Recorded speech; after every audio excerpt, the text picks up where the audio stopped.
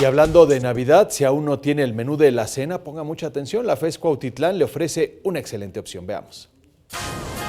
Como cada temporada decembrina, la Facultad de Estudios Superiores Cuautitlán pone a la venta pavos para la cena navideña y de Año Nuevo.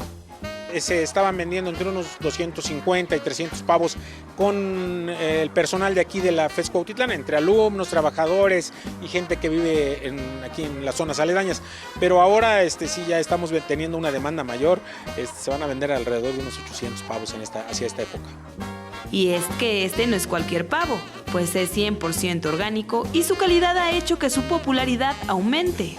Las aves de corral llegan a las 4 semanas de haber nacido a la nave de producción de pavo de engorda. Ahí los alimentan y los cuidan para que a las 16 semanas se lleven al taller de carnes y puedan ser sacrificados. Se escaldan, se despluman y se evisceran, para después iniciar un proceso de enfriamiento y congelación. Este proceso lo realizan los estudiantes de veterinaria de la facultad. Un veterinario se encarga de eso, de darle la seguridad al consumidor, de que el alimento va a llegar 100% inocuo hasta sus hogares, que no viene contaminado de ningún tipo de enfermedad, bacteria, virus, lo que sea. La certeza que tienen los consumidores es que son pavos sacrificados en una temporada reciente y no tienen más de 3 semanas de congelación. El precio, 80 pesos por kilo.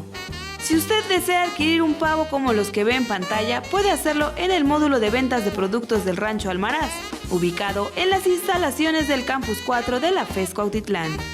Con imágenes de Jorge Barajas, Iraíz Morquecho, 21 Noticias.